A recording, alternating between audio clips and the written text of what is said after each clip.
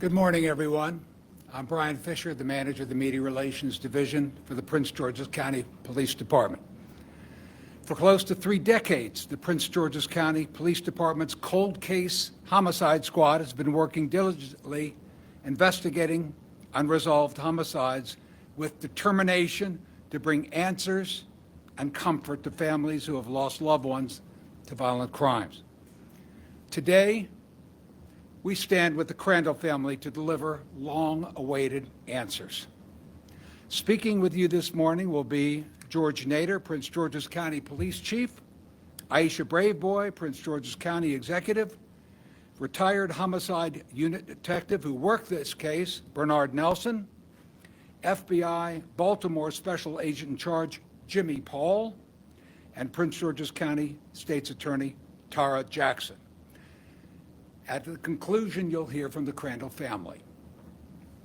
Right now, I'd like to introduce Chief of Police, George Nader. Good morning. We're here to share important developments in a case that has weighed on our community since January 13th, 1998. Miss Sherry Crandell became a victim of a homicide while working at Prince George's Hospital Center. First and foremost, to the Crandell family, please accept our deepest condolences. There's nothing that we can say that can take away the pain of the loss of your mother or your sister, but please know that you've always been in our thoughts, and we've worked this case diligently for the past 27 years, and now we have a little bit of closure to bring with identifying the person responsible for it. We know that we can't erase the pain. Prince George's County Police Department has worked with new investigative techniques with genealogy to identify the suspect who committed this crime 27 years ago. The diligent work of our detective unit of unresolved cases, the cold case, but we never call a case cold, is unresolved because we work relentlessly to bring justice to families and identify people who are responsible for committing crimes in our communities. And that's just what happened here. With the assistance of the FBI and expert genealogists, we were able to identify the person responsible for this case. It highlights how far investigations have advanced since that time. The use within the legal requirements, investigative genealogy is a powerful tool that's delivered closure in many cases. This outcome should stand as a reminder that the Prince George's County Police Department's commitment to victims and their families is unwavering. We don't stop working the case. We continue to work it until we bring closure, and we'll always continue to do that. For victims that have experienced cases like this, let this case stand as an example that we don't forget and we don't stop. When people don't think that we're looking, we're looking. When people don't think that we're working, we're working. So it's the dedicated use of Prince George's County CID Homicide Unit, the Cold Case Squad, who works these unresolved cases that we're able to bring this case to a closure. And for that, I say thank you for the work over the past 27 years. In particular, Detective Nelson, thank you for sticking with this case. The work that you did and the dedication that you have to our community and this family in particular is amazing. So with that, I say thank you. I think some of the things that we have to keep in mind is this: every case is a person and a family.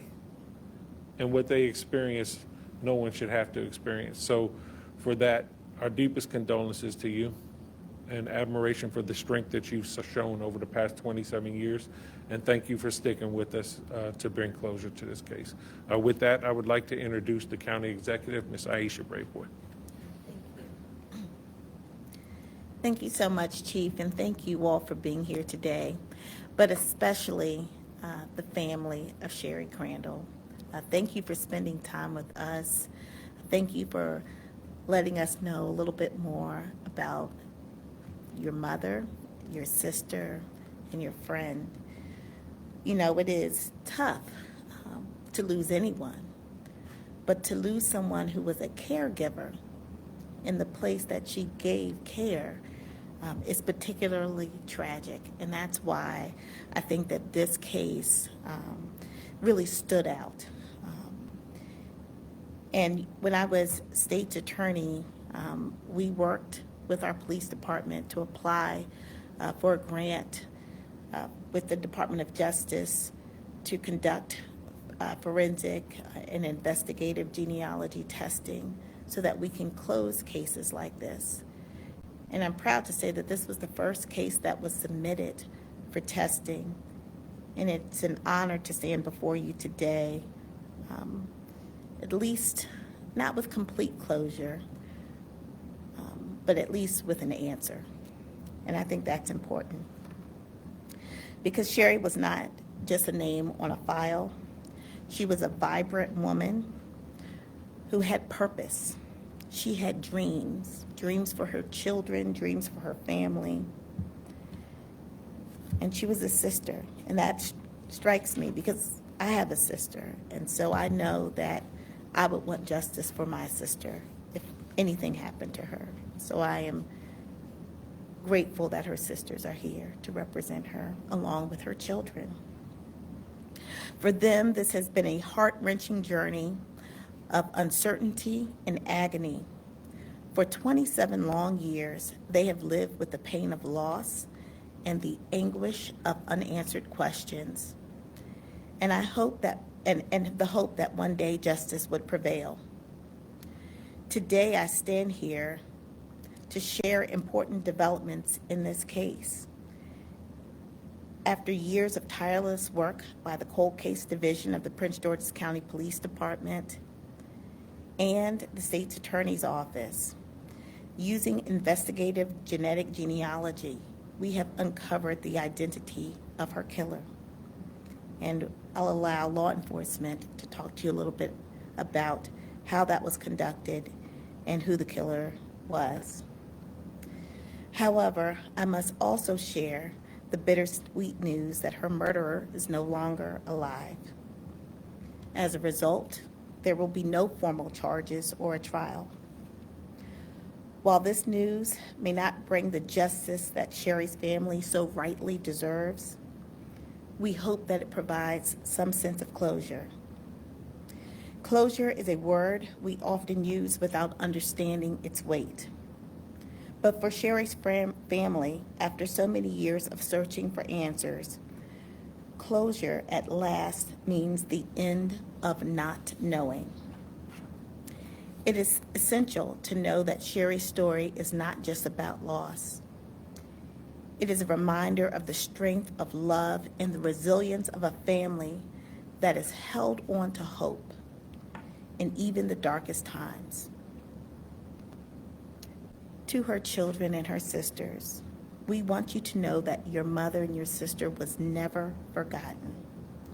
Law enforcement worked diligently to ensure that her memory lived on and that her story was told. Every case of this nature deserves attention and closure, and we are committed to ensuring that no victim is left behind and not remembered. We owe that to Sherry. We owe that to her family, and we owe that to our community. The commitment of our law enforcement agencies, the Cold Case Division, and the Office of the State's Attorney has been unwavering. I want to thank all of you. Your dedication has been crucial to bringing this chapter to a close. As we reflect on this case, let us remind ourselves of the importance of community. Let us stand together to support one another, to uplift those who have suffered loss, and to advocate for justice in every corner of our society. In closing, to the family, please know that you're not alone. You're now a part of our family too. We love you. Thank you.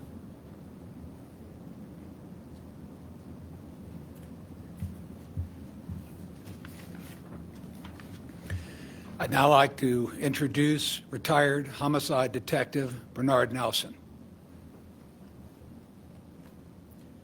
Good morning. I'm Bernard Nelson, retired, as he said, from the Prince George's County Police Department's Homicide Unit. I really wasn't expected to speak today, but just wanted to let you all know that I was a homicide detective for 31 years, and I worked on hundreds of homicide cases. I want to close all of them, wanted to close all of them. Unfortunately, some may not. However, Sherry Crandell's homicide was always at the top of my list, and I've always said that this is one case that I want to close before I retire. I missed by about 7 months, but it's now closed.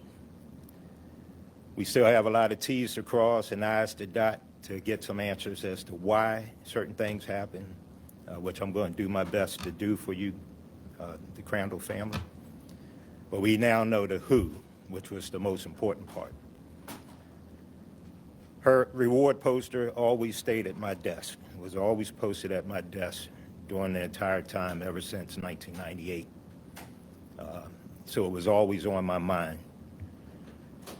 And the reason is because it was such a shock to the community at that time.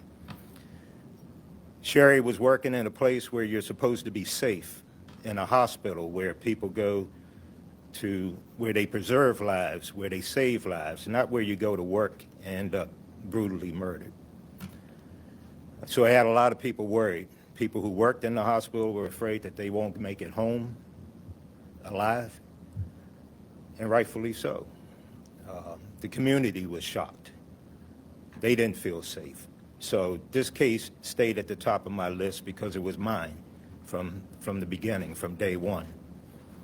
And as it turns out, it ends up being someone who fits into our theory when we first started, that this was someone who came off of the streets to possibly steal out of the hospital, which they had a history of at that time, and who was an opportunist who took advantage of the situation when he came across Sherry Crandell.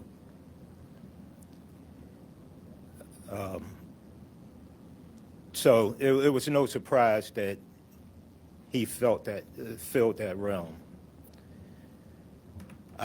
This is a bittersweet moment for me. I'm extremely happy that I was able to find answers, or we as a team, and just to make this clear, it wasn't just me. It was a ton of people who worked on this case as a team. But as far as the bittersweet emotions that I'm going through, I'm very happy that we have closure. I'm just upset that it took so long. 27, almost 28 years that it took to close this. I'm upset that he's deceased because I wanted to try to get more answers through interviewing him. But also upset that he's not going to be punished for what he did and not be brought to justice for what he did to your mother and your sister. That's what I would like to have seen. But I would take what we have. I have no choice. So I just wanted to end by thanking everyone who worked on this case from day one, but in particular, the genealogists. Those are my heroes in this. I will be forever grateful to them. We had one who worked with the county homicide unit, who started this from the beginning when we were initially told that it's not worth running with because the comparisons when it was put through the databases came so far off the charts that they said it wasn't worth pursuing until they can get closer to any relatives. Well, they got closer. And then the FBI's genetic genealogy team picked up on it, and they ran with it. And I'm so grateful that they stuck to it with the other genealogists and came up with these answers. They will give us direction on where to go and who to get reference samples, DNA samples from. But they built that tree, and they stuck with it. And I'm so grateful that they did, because now they were able to finally identify the person responsible. So I just want to make sure that they know that I will forever be grateful to them. Darren, Tiffany, Luke, you were always on my mind. Darren always kept a fire under me to stay on this case. But I appreciate you all, appreciate your patience, because this definitely needed some patience. So I'm glad that we were able to provide answers for you. Thank you. Thank you for the work that you did, Detective Nelson, and for all the people that you mentioned. Based on DNA recovered at the scene and genealogy, we're unequivocally able to say that the person that's responsible for this crime, Bari Abdul Akbar Shabazz, the original name that he had at birth was Edward Barry Watts. As the county executive said, he died in 2019 of natural causes.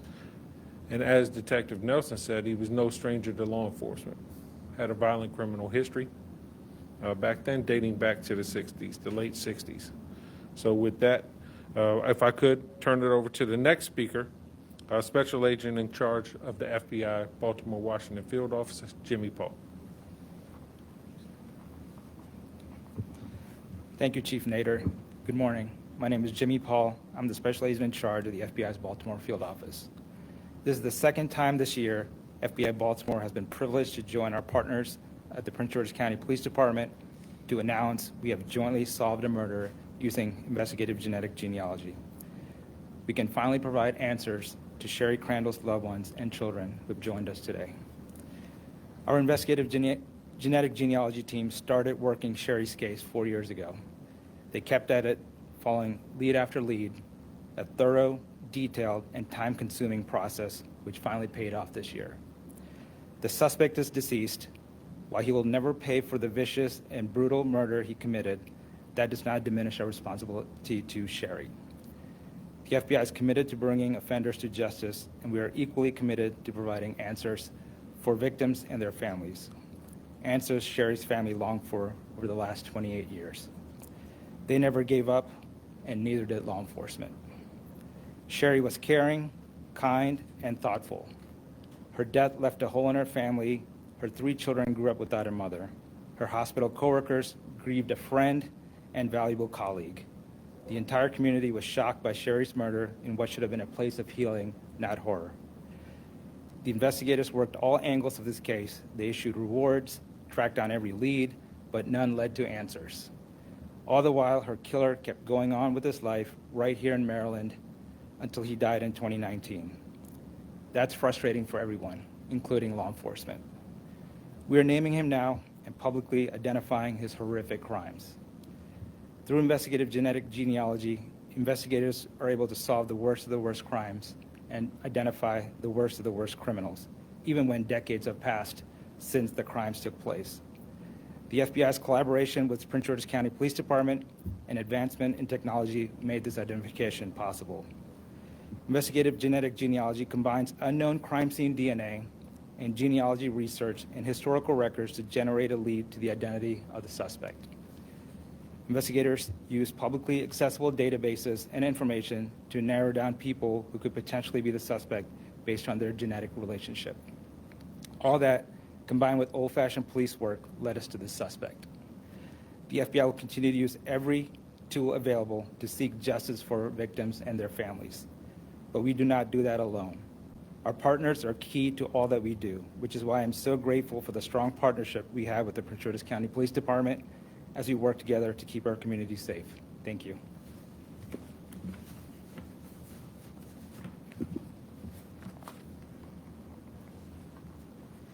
I'd now like to introduce the State's Attorney for Prince George's County, Tara Jackson. Good morning. I just want to say that this is why we do what we do. To be able to bring closure to families like Sherry Crandell's family and families like that all across Prince George's County. It is especially gratifying today to stand here with law enforcement, with the Prince George's County Police Department, with the FBI, and with the prosecutor, Bob Dean, who worked tirelessly on this case along with our partners.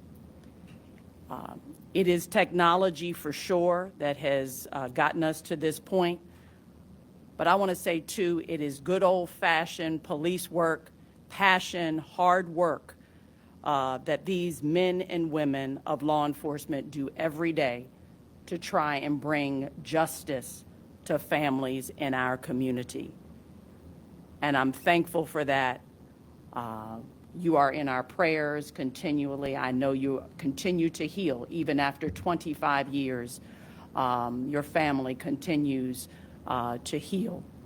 But I am so thankful that we have a partnership together in law enforcement and that we can continue to do good for our community. Thank you.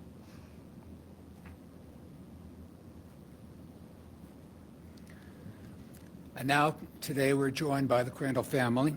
I'd like to bring up Sherry's children, Darren, Luke, and Tiffany.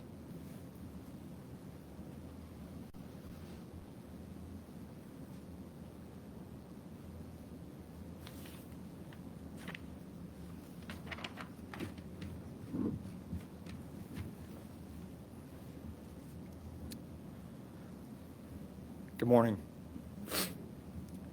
My name is Darren Crandell. This is my sister Tiffany and my brother Luke. We are Sherry's children.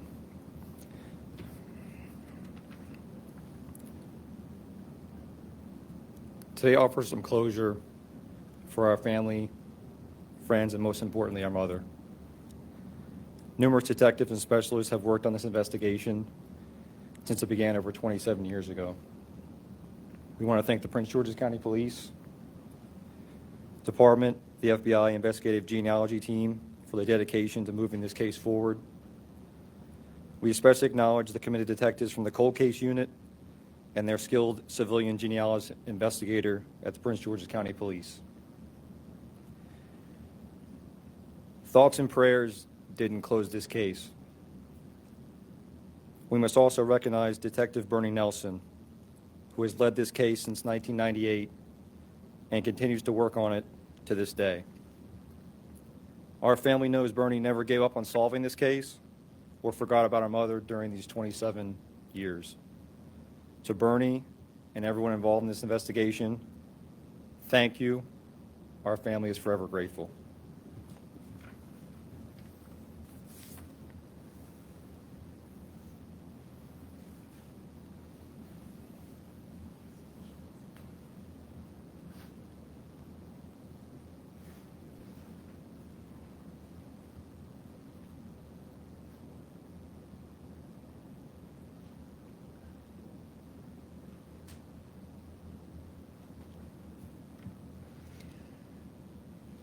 We are now going to take some questions, and we have Officer Shepard with a hand mic, so please wait for the mic to come so that we have so many people that have contacted us that are live streaming this that they want to hear the questions as well. So with that, I turn it over to you all for questions. Paul Wagner. For Detective Nelson, you had a witness in this case, Edna Brown.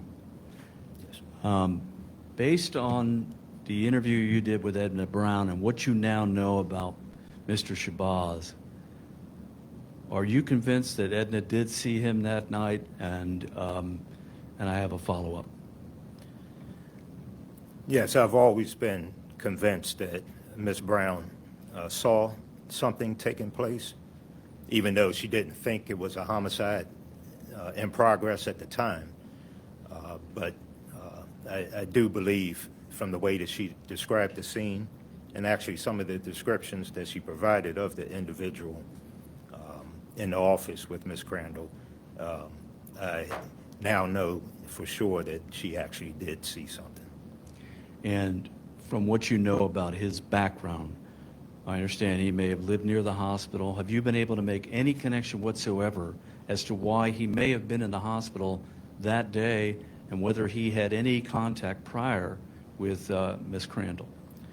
Well, those are some of the T's that we need to cross and I's that we need to dot.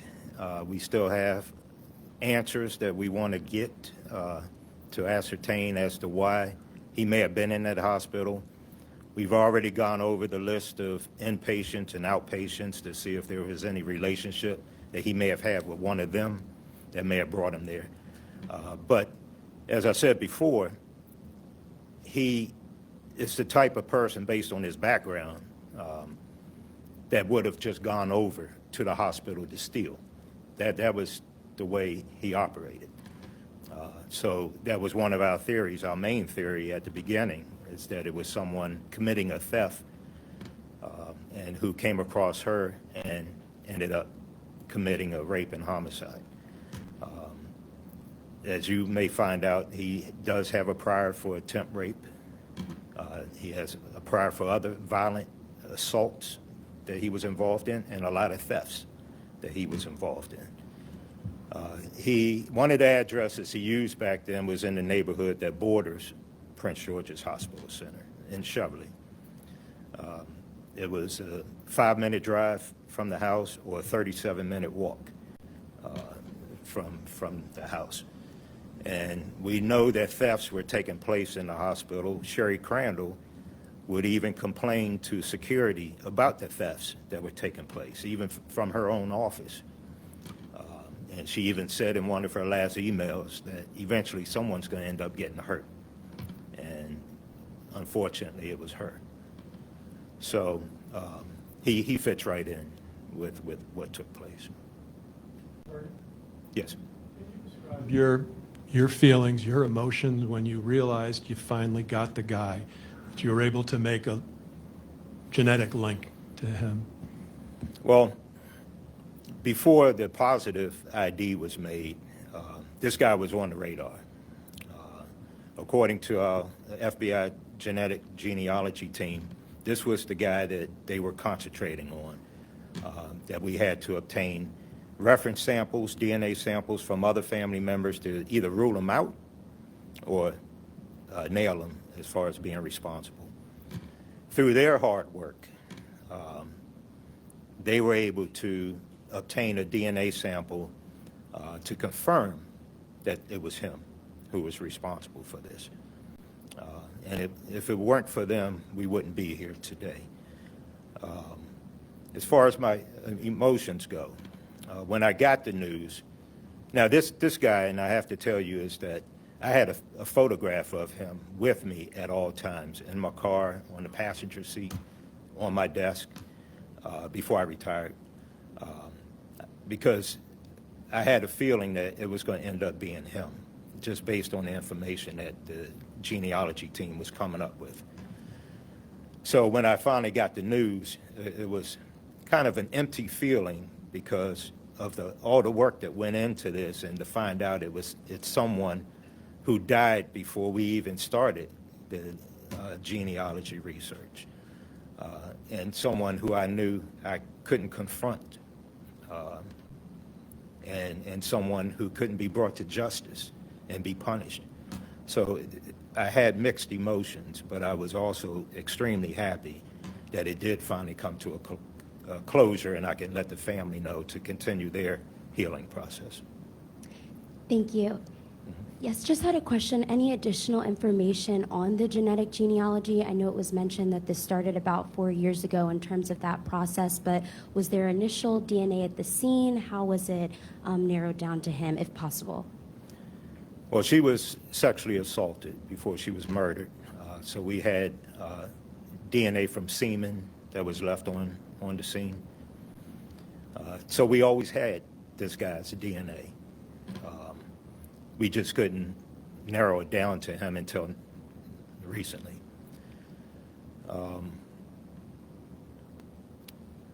I forgot the first part of your question.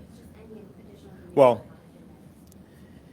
initially when we put that DNA through one of the DNA labs that we started off with, they put it through family tree DNA, JetMatch, the DNA family databases that they can have access to. And we were told that it was fourth cousins away, that it's not worth pursuing it because there's no way you can make any progress on this, and that they would continue to put it through based on more samples coming into the database. However, our civilian genealogist who was working with the homicide unit ran with it, came up with some paths for us to run down, and then the FBI genealogy team took over and ran with it, and they were able to narrow it down much further until they got to this point. Detective Nelson, was this man's DNA never in the system? And how did you come to have his photo and think it was him for so long? Well, his DNA was not in the system where they could make a direct DNA hit off of. As far as the photograph goes, when the genetic genealogy team from the FBI narrowed it down to him, they gave us people to approach in the family to obtain reference DNA samples from, to just verify what they were looking at or to rule them out. It took a while in order to do that, and they were able to finally get a DNA sample to put into the system as a reference sample and confirmed that it was him. But once I had that name, I produced this photograph and kept that with me. Was the DNA not some other kind of No. investigative connection? No, it was the DNA that got us to that point. What was the, I guess, DNA match that sort of confirmed everything for you guys that, knew that that was him, besides the genealogy from the initial hit there? I don't think that I can actually get into who the DNA came from. So I would just leave it as a relative, a nephew to the suspect, but I can't say who it was and how they were able to get that sample. So. Take a couple more questions. Anybody? Thank you all for being here today.